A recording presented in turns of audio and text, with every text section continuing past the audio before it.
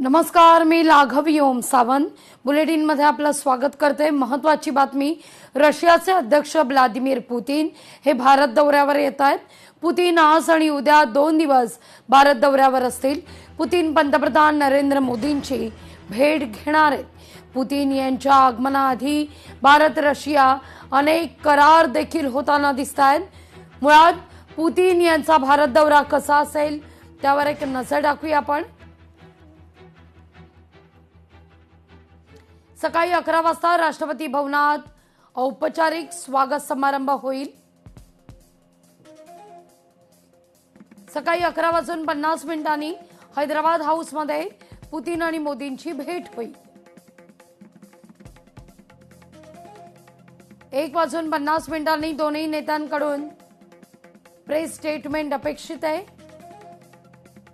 3:40 एका व्यावसायिक कार्यक्रमात पुतिन सहभागी होती। संध्याकाळी 7 वाजता पुतिन राष्ट्रपती भवनात द्रौपदी मुर्मूंची भेट घेतील। रात्री 9 वाजता पुतिन दिल्लीहून निघण्याची शक्यता वर्तवली जाते। मुळात पुतिन यांच्या भारत दौऱ्याचं फलित काय असेल यावरही नजर टाकूया। व्लादिमीर पुतिन 2 दिवसांच्या भारत दौऱ्यावर आहेत। 2 मोठ्या कराराची शक्यता वर्तवली जाते। भारत रशियामधील कामगारांकरता अंतिम मसुदा कराराची अपेक्षा आहे। भारतीय कामगारांकरता रशियात काम करण्याच्या नव्या संधी उपलब्ध होतील। भारत आणि रशियामध्ये व्यापार वाढवणं महत्त्वपूर्ण हेतू असेल।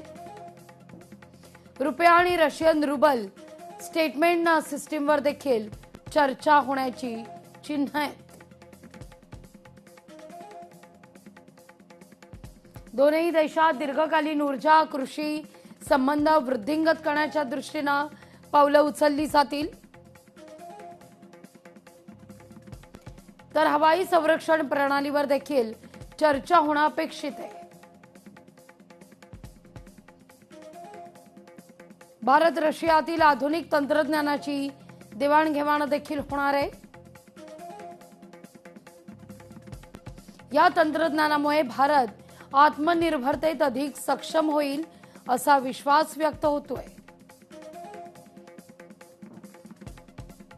भारत आणि रशिया यांच्या दरम्यानची ही जी अॅन्युअल समिट त्या ठिकाणी होणार आहे आणि त्या अनुषंगानं पुतिन हे भारताला येत आहेत। अत्यंत महत्वाची ही व्हिजिट भारताच्या अनुषंगानं, रशियाच्या अनुषंगानं, पण मी म्हणेल संपूर्ण जगाचं आणि त्यातल्या त्यात अमेरिका असेल, पाकिस्तान असेल, चायना असेल, युरोपियन युनियन असेल, सौदी अरेबिया असेल, संबंधित कोणाचा डिफेन्सशी संबंधित तर कोणाचा जो आहे व्यापाराशी संबंधित आणि भूराजकीय दृष्टिकोनातून नेमकं या चर्चेमध्ये काय होतं हे पाहण्याकडे त्यांचा विशेष कल असणार आहे।